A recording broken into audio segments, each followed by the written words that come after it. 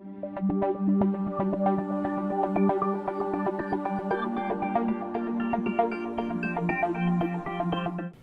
welcome to Ed 099, College Success. This is Open Campus offered by Bossier Parish Community College. Today, we're going to look at Module 4, which is Organize, Memory, and Learning. One of the most important things you're going to have to take care of when you're in college is not only managing your time, which we looked at in Modules 2 and 3, but being aware of how you learn information and how you remember or recall information. So we're going to start with taking a look at memory, understanding how we remember. That's a special big word called meta-memory. That's thinking about memory or knowing about memory. An important skill to manage in college is learning how you think about things or how you remember things. For example, when I come home and I just lay my keys down anywhere, often I forget where I put them. So we retrace our steps going back and remember where we left them. So that's thinking about or knowing about how we remember. One of the easiest ways to do this is the information processing model. This is a very simple psychological model that goes through the steps and stages that we probably go through to remember things. It talks about short-term memory and long-term memory. Short-term memory or working memory, depending on what you're using it for, lasts only a very short time, probably 7 to 8 seconds. And we probably can only remember about 7 or 8 chunks of information. For example, if someone told you their telephone number, you might remember it for a very short time, but until you enter it into your contact information or maybe even jot it down on a piece of paper, you're going to forget it. Long-term memory lasts for a much longer period of time. Actually, long-term memory, once something is stored in long-term memory, it's there permanently. It has an infinite storage capacity. Our brain is a magnificent computer that stores information for us. Long-term memory comes in 3 different types: procedural, semantic, and episodic. Procedural memory is exactly what it sounds like. It's how you remember to do something, like tie your shoes. That's a procedural memory. Chances are you cannot describe to someone how to tie their shoes, but you can show them how to tie their shoes. That's a procedural memory. Here in college, there are several things that you're perhaps going to have to learn that are procedural memory things. If you're taking a biology or chemistry class and working in a laboratory, perhaps you'll have different procedures or movements that you will have to recall there. If you're in a computer class, you may have to remember specific procedures for entering into a computer or performing specific tasks within a program. Another type of long-term memory is semantic memory. This is the who, what, and whys of memory. When you're remembering something for a test, chances are it's semantic memory. Who is the person that was in charge of that battle? When did it occur? Where did it happen? What were the significant features of that event? Perhaps in a psychology class, you would need to remember the names of the psychologists who focused on behaviorism as a psychological field. That would be a who. Why they did it or the different types of experiments they did to prove their theories. That would also be a semantic memory. Episodic memory is the when and where of life's events. There is a fairly good chance you're not going to experience anything within the classroom that's episodic memory, but perhaps, and I hope this is true for you, that there will be events that occur at college that are entered into your episodic memory. For example, attending a great basketball game here at BIPSI, either played by the ladies or the men, perhaps a great baseball or softball game. We have lots of fun activities that happen out in the quad at our school, and these might be some real fun episodic memories. Who knows? May even be an episodic memory that you meet that special person in your life while you're here at Bossier Parish Community College. So those are all different types of episodic memory.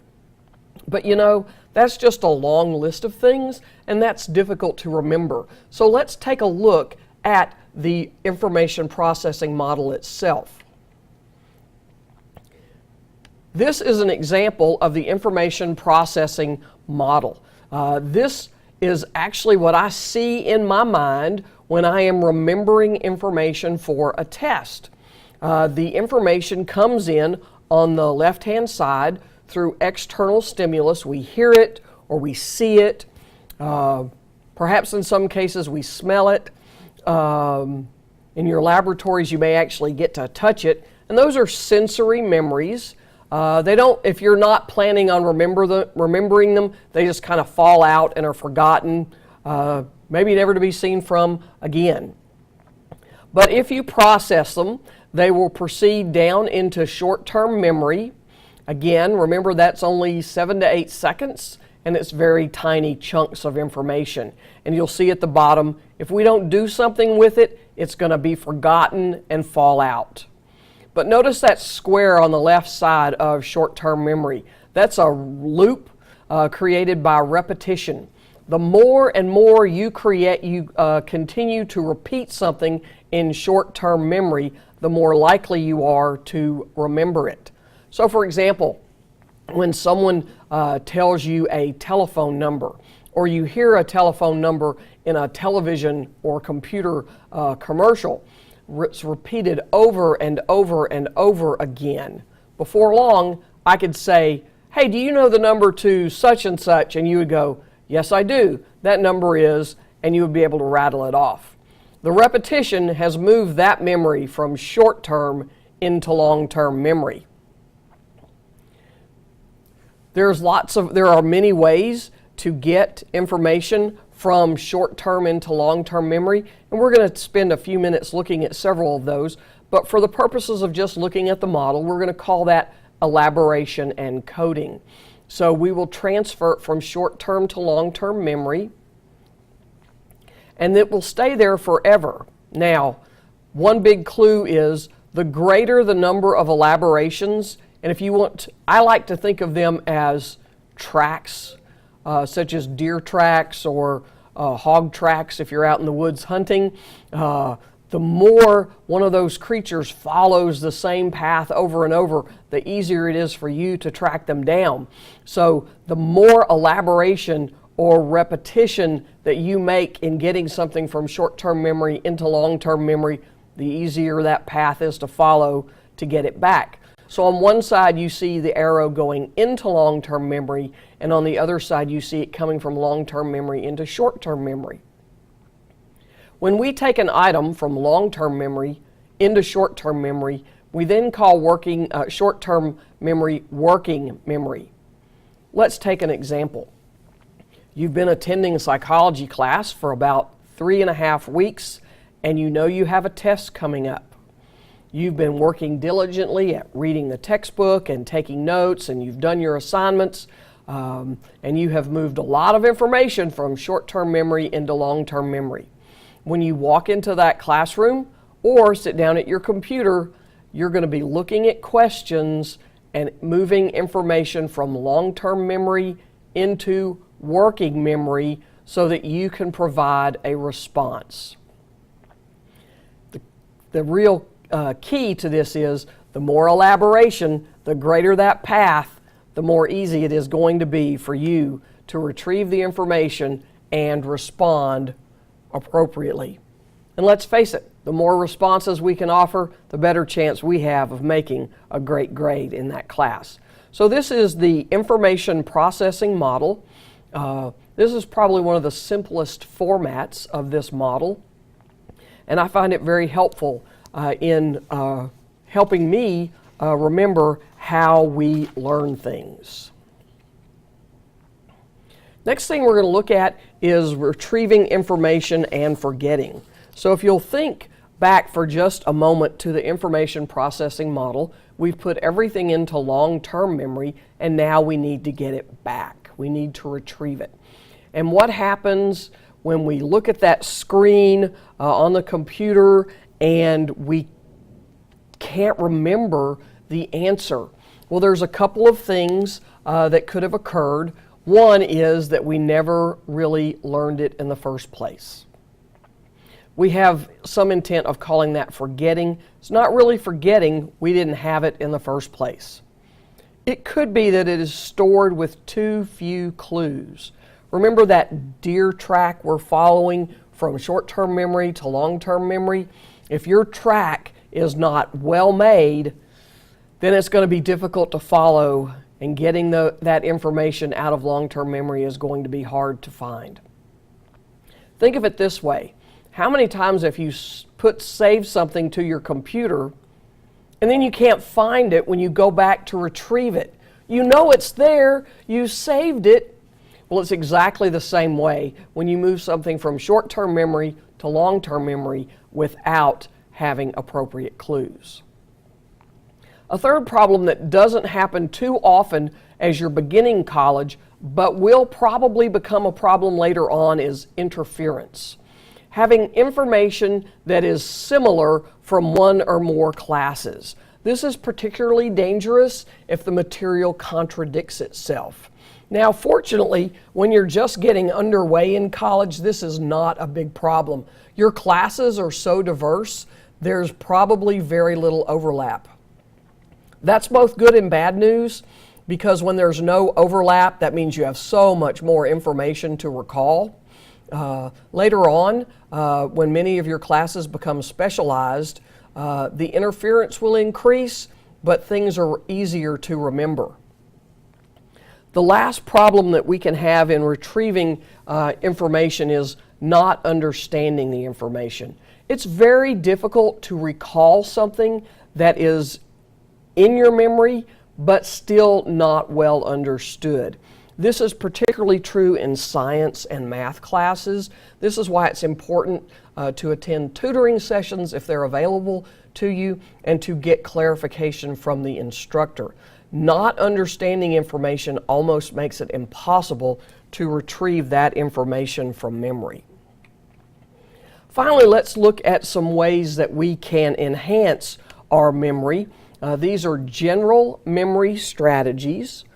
These are some clues or some secrets, maybe, that will help you in learning and remembering the information. The first thing I would recommend is spaced practice. That is exactly what it sounds like. Spacing your studying out over time. Doing it in chunks, as we talked about in Module 3. Breaking down tasks, not doing too many things at one time, and not doing too many of one piece of information at one time. So not spending a 3-hour stretch on your psychology while your science, math, and English courses suffer. So kind of mix it up a little bit. This spaces the practice out and breaks those tasks down. I cannot stress the importance of repetition and rehearsal. Go over the material several times. Many beginning college students think, oh, I have read the information, I'm done. Good news, bad news, I recommend that you read the material from your textbook or your notes at a minimum of 3 times. That's right, 3 times. Yep, I know some of your chapters are going to be 30 and 40 pages long. 3 times at a minimum. Same with your English courses where you read literature. Don't just read it one time. You need to read it several times. And I don't mean Oh, I glanced over it. Read it in depth. Repetition and rehearsal are keys to success in college. Here's a real key that many students don't understand: rewriting your notes or creating flashcards. We call this transforming information. Anytime you can take information from your textbook or from your instructor and transform it into something different that still pervades that information to you, then that's going to make it easier for you to learn.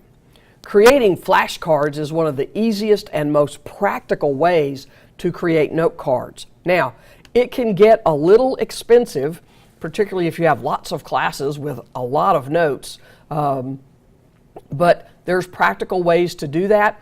You could use maybe cardstock rather than flashcards. You could actually use little notepads you could buy at the dollar store, and maybe one for every test that you have coming up. I had a teacher recommend to me that creating flashcards with a hole in either the left or right corner and putting them on a ring binder so that all your cards were on a ring. And she said that way you could carry them with you anywhere you went, and whenever you had to wait on something, you could pull out your flashcards and give it study time. When you think about how many times you have to wait for things, the doctor's office, the dentist's office, for a train, in traffic, maybe even at a grocery store checking out, you could pull out those flashcards and give yourself 5 or 10 minutes of study time. So I can't stress the importance of rewriting your notes and creating flashcards. The last recommendation is a little more complicated than the others. This is elaboration. This is when you expand information and make associations. Elaboration is coming up with new ways to remember the information you've been given. Now, the problem with that is you have to be very creative. The good news is there are many creative people that have come before you, and chances are your teacher knows some of these elaborative strategies that they can share with you. So let's take a look at these strategies. So when we look at elaboration, we're going to look at mnemonic devices, associations and visualizations, acronyms, organizing information, overlearning, and cramming. A mnemonic device is a type of memory system that helps you recall specific information. A mnemonic device might be a sentence that conveys all the information that you need to know. It might be a sentence that contains the first letter of each muscle group or all of the parts of the brain. So that would be a mnemonic device. Again, it takes great creativity to come up with those. I would ask your teacher when you're given big lists of information, do they have a mnemonic device that could help you remember that? Associations and visualizations are much easier. For example, I've already given you a visualization. When we were talking about the information processing model, I told you to think of a deer or hog track in the woods going from short-term memory to long-term memory, and the better that track was, the easier it was to follow. Well, I got to tell you, whenever you hear the information processing model in the future, you're going to think of that visualization, and it's going to help you remember and learn new information. Associations are when we can make two or more things work together. This is particularly helpful if information crosses subject matters. For example, in teaching developmental psychology, we have to talk about the biological aspects of development, where babies come from. Much of the stuff that we talk about in that chapter is information that's covered in basic biology class, science class, and even early anatomy and physiology. So for students that are in those classes and developmental psychology, that's an easy association very early in the semester that shows them that there is some value in each of those courses and they're kind of working together. An acronym is a special kind of mnemonic device. It's usually a word that spells out the first letters of something you're trying to remember. For example, HOMES is often an acronym that's used to remember the names of the 5 Great Lakes: Huron, Ontario, Michigan, Erie, and Superior. One that we use in my class is called OCEAN, which is an acronym to remember the 5 personality traits: openness, conscientiousness, extroversion, agreeableness, and neuroticism. I don't ask that on a test, but it isn't an acronym that we use. A great way to learn information and to remember it is by organizing information. This is part of that transforming again, but looking for a place where you can make a list. Lists are much easier to remember than a paragraph of information. Putting things in a specific order. For example, if you're in a biology class, chances are you're going to have to learn about the Krebs carboxylic acid cycle. That happens in a specific order. It cannot happen out of order. So learning it in order is very important. That can be a danger when making an acronym, that you may move things around and that changes the order. So you have to be careful with that. Mapping and charting are a little more difficult, but it is a great way to follow a path of how things go together. For example, the information processing model, that is an example of a map of how we remember information. So anything you can do to organize information, first using your own personal resources makes it much easier to remember, but using information that perhaps your teacher or is available in your textbook. Then 2 strategies I would like to tell you how to use more appropriately. The first is overlearning. And I'm sure you're going, yeah, seriously, it's possible to overlearn information? Well, yes, indeed it is. In fact, students who overlearn information probably do much better in classes than students who don't learn it well enough. I find that students who overlearn information take tests much more rapidly and with much more confidence. So when you think you've got it, push on a little more and overlearn that information. Now, here's an often abused learning strategy: cramming. First, let me tell you, cramming does have value when it's done properly. The problem is it is often done improperly. If you haven't looked over your information at all, and you are 1 hour away from a test, and you're in fact going to skip a class so you can cram for the test that's approaching, you're not doing it right. Cramming is a valuable tool, but it requires you having prepared in advance all along for the upcoming test, and it's using the last few minutes just prior to the test to review and look over information that you're not quite sure of. Perhaps even you're meeting with a colleague that's in the class and they say, "Oh, do you remember such and such?" And you're going, "Not as well as I would like." I can't tell you how many times that I have gleaned a specific piece of information needed for a test because I was well prepared, but I did a little cramming at the end. So remember, cramming, it is a good tool, but it's misused. You have to prepare all along and then cram a little bit more in at the end. Don't wait to the last minute and think you're going to stuff it all in. It's not going to happen. Well, this has been Module 4, Memory and Learning. I hope you do remember this information. It's going to be valuable and help you in your college experience. And if nothing else, I would simply say, don't forget that information processing model. Thanks. It's been great to see you.